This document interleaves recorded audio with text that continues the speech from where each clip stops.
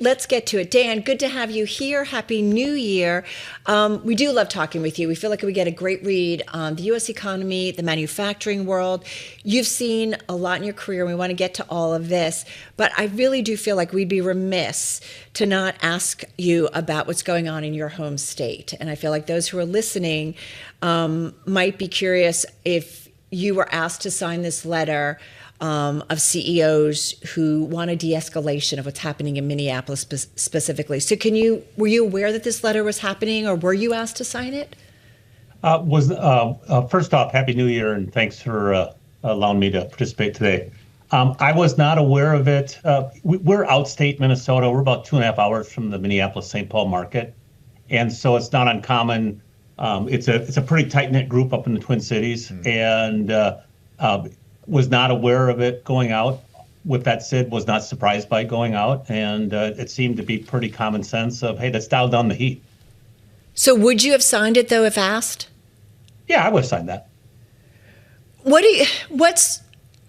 We talk so much about leadership at this time, and I am curious what you see as the responsibility of leaders in the United States when we see situations happening where it feels like, and again, I don't want to get political, I don't want to take sides, but it does feel like Americans are being, what some would say, is targeted unfairly. Yeah, I think as a leader, one of our tasks are to create some calm in the air.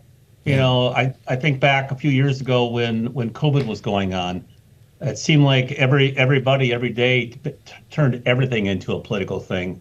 And sometimes it's a case of, if you're around a bunch of people that are high at risk in the case of COVID, put a mask on. If you're not and you don't want to be there, then go someplace else. Same thing here. Let's try to dial the heat down and focus on what we're trying to accomplish, not how we can see who can be the most boisterous in the market of throwing ideas out. And that's on both sides of the fence. Dan, one thing that we're trying to figure out is getting a good read on the economy. And you guys have such a great read on it, given that you touch so many sectors. I mean, if you're using nuts, bolts, screws, anchors, rivets, any kind of fastener, industrial janitorial safety supplies, you guys do it. On earnings, you mentioned the broader market conditions remained mixed. What exactly did you mean by that? When you say mixed, what's the good, what's the bad? Well, mixed from the standpoint, we focus a lot on the Purchasing Managers Index, published by the ISM, and that's been sub 50 for 36 of the last 38 months. So from the standpoint of the economy's not giving us any lift, we are getting good traction in the marketplace, and we finished out the last half of 2025 with double-digit growth. That's really an exercise of taking market share more than the wind is to our backs. And I know we've talked about this too, Dan, with you about being in a prolonged downturn in the industrial economy. Any green shoots that you were seeing or signs of an inflection? And if so, I'm just curious, what markets might you be optimistic and which are maybe running weaker than you anticipated and maybe will continue to this year? Yeah, this is a little bit of an anecdotal answer, so I apologize for that. We're seeing in some of the published data, some industrial production numbers improving late in the year. We aren't seeing that directly in our business, but for us, November, December is a seasonally weak period, so that doesn't surprise me that we wouldn't see it. So don't know if there's some green shoots there. I can tell you this from my travel, if it's a business that's linked to certain industries, and data center is an example from a recent trip I had on the East Coast where I was visiting a mechanical contractor, and their business was on fire, and 70% of their activity was around data centers.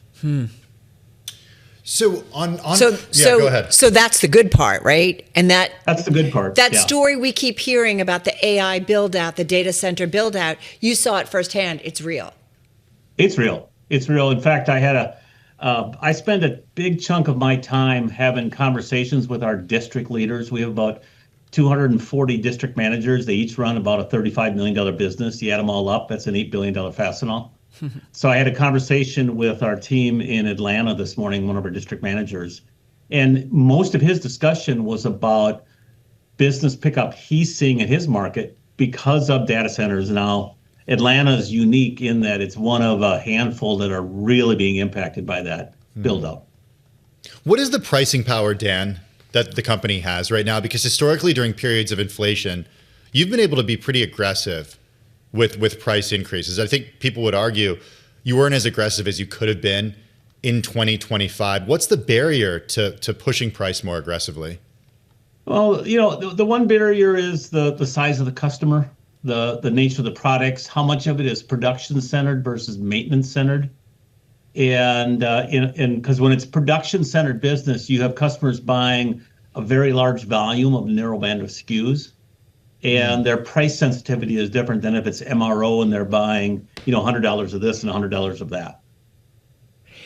One of the things I want to ask you too, there was a story on my read-in this morning, Dan, in terms of Volkswagen saying that they had plans for a possible Audi factory in the United States. They're not progressing due to President Donald Trump's tariffs and unsuccessful talks for local incentives. So we have certainly seen an administration that talks about all the investment money coming into the U.S. And I think we here at Bloomberg continue to try and figure out how much of this is actually going to play out. You can say you're going to invest, and then there's the reality of actually building facilities. First of all, tariffs, and I know we've talked about this with you in the past, so forgive me if I'm repeating, but you're thinking about outsourcing. How have tariffs changed that, especially when it comes to fasteners, I think primarily sourced from China and Asia. So I'm just curious how any of it's been shifting for you. Yeah, so you are absolutely correct. Most of the fasteners in this country, in North America in general, come from Northern Asia, China primarily. Obviously, huge impacts. And for us, what it's meant is for about the last 7 years, we've been actively expanding our ability to import fasteners because there's still not a lot of domestic production. And so when I think back to 2018, our primary sourcing entity was based in Shanghai with a secondary location in southern Taiwan. Today we have personnel in Bangkok, we have personnel in India, and that's where all of our growth and movement of sourcing personnel has occurred over the last 7-8 years to just broaden our ability to be a little more agile in where you source from, depending on the geography it's going into. So that's on the sourcing side, but what about on your customer side and about customers moving manufacturing back to the U.S.? Are you seeing that happen? Are you hearing discussions of that? Yeah, I guess, anecdotally, yes. I can't say that we've seen a tremendous influx. What I would say is I hear less about stuff leaving than maybe I would have, 10 years ago or 5 years ago. And that in itself is a win from the standpoint of production. But, a lot of it is folks are getting closer to where the end customer is for a lot of our customers. And so when I see customers expanding production facilities in North America, and I'll say more broadly to North America rather than just the United States, it's usually to service more efficiently the local market. Mm-hmm. Which makes sense, which we've seen that trend happening, I feel like, over time. Hey, Dan, you mentioned about maybe less companies leaving the U.S. Speaking of leaving, you are stepping down as CEO come July. Yeah. You've been CEO since 2016. You were CFO before that, going back to 2002. You've been there a long time. And I know last time you were on, I asked you a question about this cycle, and I was not very kind. I got yelled at by my team because I think I gave you 20 seconds. But I wanted we do get yelled at. You get 25 seconds now. No. You've got almost 2 minutes. How do you describe this cycle? Because it feels unusual. Well, it's unusual in that you hear about everything, whereas in years past there was so much of this political stuff that went on, but most of it, if you weren't in the midst of it, you were oblivious to, and you went around about your life. Now everybody hears about everything when it happens, so that's just a lot more noise. On the flip side, what's really different is I mentioned on that conversation with the team in Atlanta this morning, we were talking about data centers, and one of the people on the call, he leads our business in the southern U.S. He said, "Hey Dan, I'm going to flip you something." And he punched in a bunch of questions And he came back with a 29-page report on the data center industry in the United States. And so I read through a bunch of it. It's actually pretty accurate and pretty good information. I mean, there's stuff in there I can pick apart, but it's pretty good. Yeah, I know. Well, okay, now Dan still had to do the reading though. It didn't read the report for him. So okay. I probably would have, but I'm old school, I guess. Is that, just quickly, I know this is truly like 30 seconds, is that the most transformative change you think we'll see over the next decade, is just the continued impact of AI and things like ChatGPT and everything else connected? Just your quick thought on that. Yeah, because when I think of our business, we're selling tens of thousands of different parts to customers every day, and the ability to improve the visibility for folks sourcing all that stuff Got it. is an incredible efficiency tool.